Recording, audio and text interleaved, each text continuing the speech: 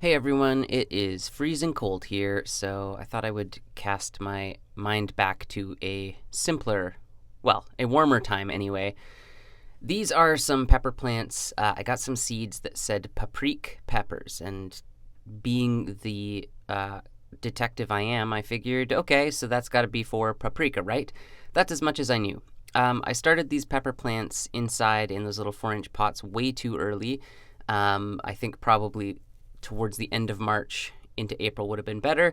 But they did eventually grow into these really robust plants. I had about 6 or 7. The two big ones were the ones that I had started the earliest, and I got all of these really lovely peppers, and I strung them up and dried them out and made paprika. So I thought I would just take you along that journey and show you how to make it. It's fairly simple. I had no idea.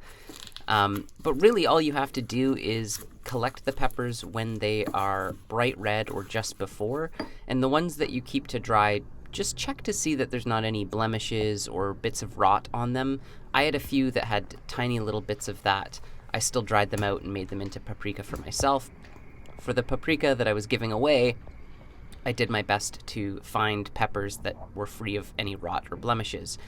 A mortar and pestle wasn't really helpful to grind up the peppers themselves, but it did help crack them open.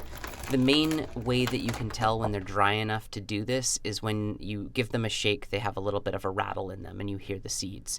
So I took out as many seeds as I could. I'm saving them for next year. There's definitely a few in the mix.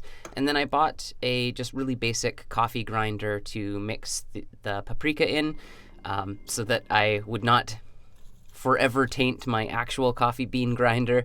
They're like $15, so it wasn't a huge investment. And again, just as long as the peppers are nice and dry, you throw them in the grinder, you grind them up for a few minutes. It's a good idea to give it a bit of a shake now and then just to make sure any bigger pieces get broken down fully. I think this whole process, in terms of grinding it up, was maybe like a minute total. Occasionally I'd open it up and just see if there was any big chunks that I needed to move around. You can see in this, there's some clumps, and that's because the one that I used to demonstrate this with, the peppers weren't quite dry enough. It's not a huge deal. I just left the powder out on a plate for an extra day just to let some of that moisture evaporate, but it should look a little bit drier than what you're seeing here. But again, for demonstration purposes, it was totally fine. It ended up being great paprika. I got these little craft bags that I threw it in, printed off a couple of fun labels just to let friends know that I'd grown these peppers myself, and we ended up with a fairly decent amount. I am not yet at the point where I'm weighing yields from things, but I'm getting a fairly significant amount of paprika, enough to put in little bags and give away to friends off of 4 or 5 plants.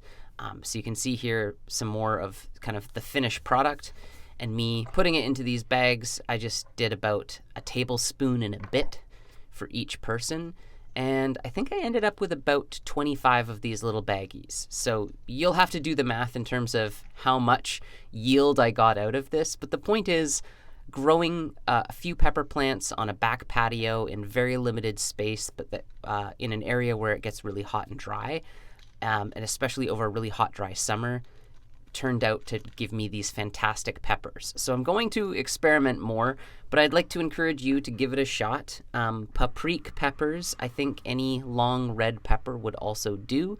But yeah, this was something that was fairly easy to do, that previously I would have thought paprika was much more work to grow and harvest, but it's fairly simple in the end.